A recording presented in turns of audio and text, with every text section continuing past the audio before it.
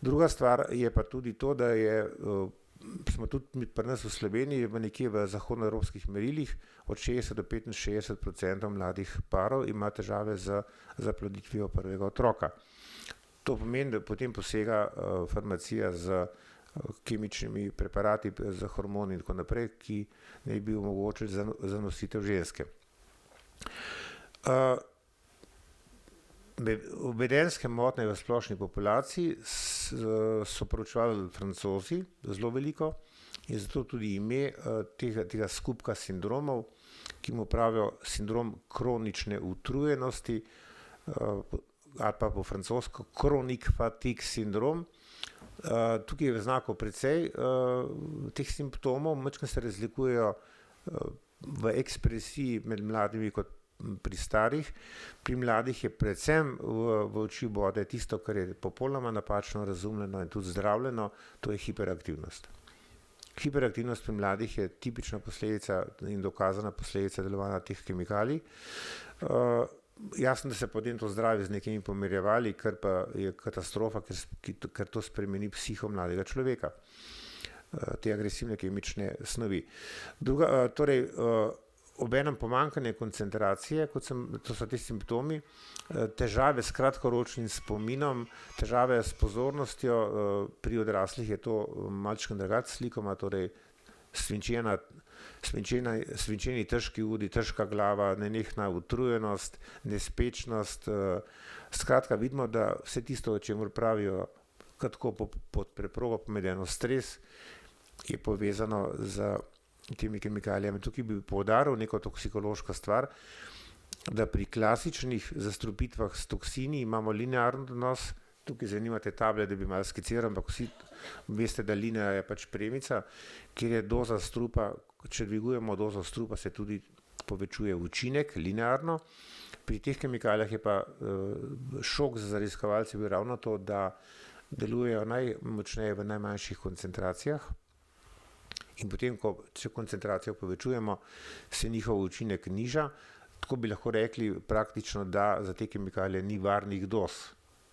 Torej vsaka doza je lahko povzroča določeno tveganje, ker so te snovi tudi hudo kancerogene, poleg tega, da motijo koordinacijo ali pa harmonizacijo hormonskega orkestra v telesu. Če koga bolj to zanima, si lahko pogleda na internetu. Imate hormezis, hormetično načelo, to je to odkritje raziskovalcev, ki govori o tem, da ta krivulja ni linearna, ampak je nekako bifazna, bikonična in pojasnjuje v bistvu delovanje teh kemikalij.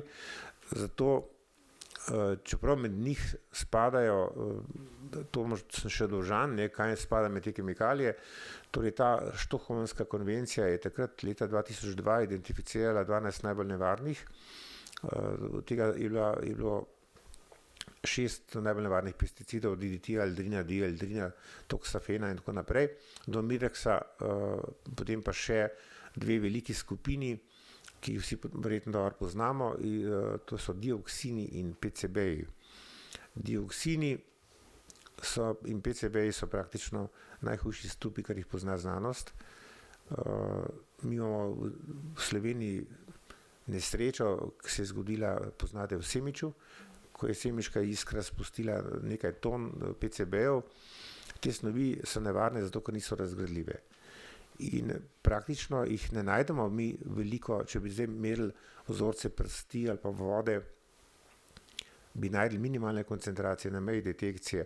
Tle je pomemben fenomen, ki sem ga omenil, torej biomagnifikacija skozi prehransko verigo, torej te strupi potujejo skozi žive organizme.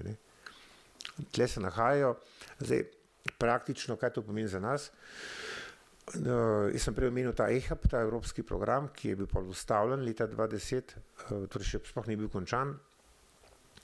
Mi lahko to najdemo v tkivih živih organizmov in v EHAP programu je bil predviden monitoring človeka, torej predvsem krvi, urina in predvsem maščobnih tkiv na ostanke teh strupov.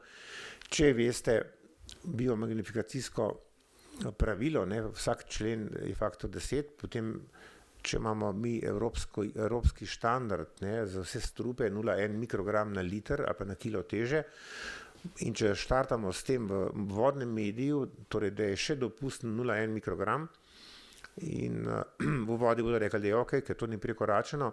In če zdaj gledamo, kaj se dogaja v prehranski verigi, potem s faktorjem 10 gremo čez, torej imamo fitoplankton ima eno enoto, zooplankton 10 enot, rakci, mali rakci 100 enot, male ribe 1000, srednje velike 10 000, velike 100 000 in pri človeku, ki se hrani s kontaminiranimi ribami, imamo že milijonske koncentracije. Ne?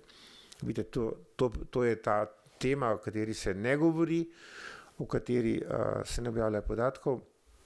No, jaz sem prej omenil, da skandinavske dežele imajo usposabljanje že v osnovnih šolah za dekleta, ko vstopajo v rodnost, pa nas tega nikjer še videti, zato je pomembno, da bi mladi to poznate, da se veste zavarvati, kje se te kemikalije nahajajo, s tem bom zdaj ta del končal. V glavnem, nekaj od teh je kar pesticidov takih, jaz bi tle upozoril na glifosat, ki je pri nas najbolj razširjen herbicid, ima hormonske motnje. Mi smo uspeli preprečiti ali pa doseči, da je oblast prepovedala atrazin, ki je bil izjemen hormonski motilc. Potem imamo recimo enega zelo uporabljenega po domovih, torej hišna pršila proti insektom, ki vsebujejo recimo permetrin, je tudi izjemno nevaren hormonski motilec, ne se pršiti za tene muhe, ne, ali pa 2 komarjev po stanovanju, kajti ta snov je zelo nevarna. Potem jih imamo v kozmetiki.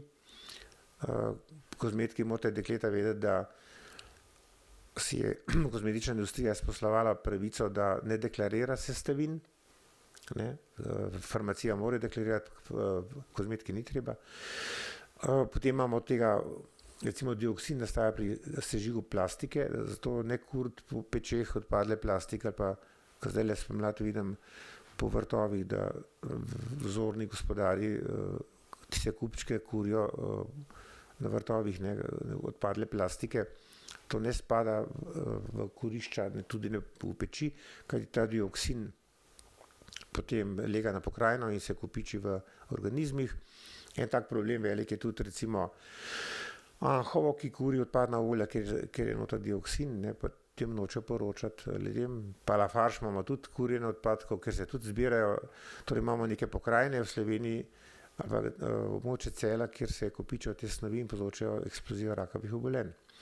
Po drugi strani imamo tudi posledice na malih otrocih, kajti motijo tudi imunski sistem, te kemikalije so univerzalni strupi, bi lahko rekli, povzročajo eksplozijo levkemij pri malih otrocih v formi ne-Hodgkinova limfoma in tudi diabetes, ki nikakor ni pogojen s kakšnimi genetskimi okvarami, ampak enostavno posledica uničenja Langerhansovih otočkov zaradi teh kemikalij.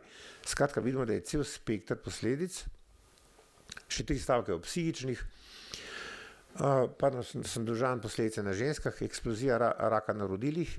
Pri moških sem omenil raka na modih, ki je poskočil v Zahodni Evropi za 350% v zadnjih 20 letih.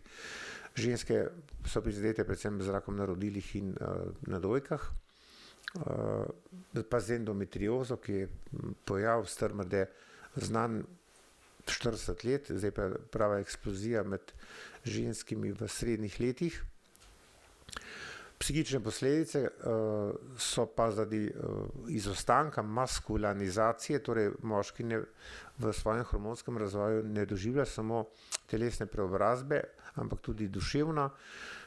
To ne pomeni, eno drugačno smer se razvijajo moški možgani kot ženski, normalno to je ta biološka razlika, ki nima mene zveze z neko diskriminacijo družbeno ali pa tako naprej, ampak je nemaskulinizirani, torej nepomoščeni možgani, pomeni, da ta moški mladi, ki vstopa, ne samo da je neploden, da ima zmanjšano ploden, ima manj testosterona, da je manj deca, ne, kot se reče, samo tudi psiha spremeni, ker značilno ta vstopanje v psihospremembe, ki se kaže kot poudarjen narcizem, ki pol prehaja preko sociopatije do psihopatskega stanja, kar je zelo zaskrbljujoče. Tudi družbeno, po drugi strani se urejeva en rod moških, ki nima tega moškega pravega nagona po iskanju ženske za ustvarjanje družine, za potomstvo, ampak se kar svojih mam držijo in imamo zdaj take sinčke pri 40-ih, ki so pri mamicah in se imajo čisto lepo in ljubko, dočim ženske pri 35-ih obupavajo, ker ta pravih decev ni, kot se reče po ljudsko. Ne? Torej gre za zelo dramatične družbene spremembe in kar je najbolj zaskrbljujoče, zadnje raziskave, ki govorijo, da se te poškodbe kopičijo na moškemu kromozomu, torej na X kromozomu in so dedne. Torej, to je ta vizija, ki je avtorica Theo Kolbornova takrat dala naslov svoje knjige Naša zapravljena prihodnost, kar pomeni ne samo tak silovit porast neplodnosti, pomeni tudi neravnovesje biološke funkcije moškega, zrušeno to ravnovesje biološke funkcije. No in tretja stvar, jasno, so velike družbene posledice. Mimogrede, zadnja velika raziskava, to sem jaz tudi objavil te podatke v naši skupni knjigi Tretja od suhih krav, ne vem, če imate v knjižnici, ki je obsegala preko 300,000 Evropejcev, vseh torej 28 držav Evropske unije plus Island pa Norveška, je ta razkroj duha zahodnega človeka dosegel tak obseg, da je 38,4% evropske populacije že prizadete za chronic fatigue sindromom oziroma z psihičnimi posledicami, ki se izkazujejo predvsem v silovitem porastu depresij, raznih anksioznih stanj in tako naprej. Predvsem med mladimi, kot sem že omenil, hipermotoričnost in jasno katastrofalno potem, da nastopa v tej točki farmacevtska veleindustrija in cajta te uboge otroke za pomirjevali. Skratka, vidimo, da gre za dramatične družbene posledice, no s tem bi ta del zaključil in predpuščam voditeljicam vodenje tegale srečanja.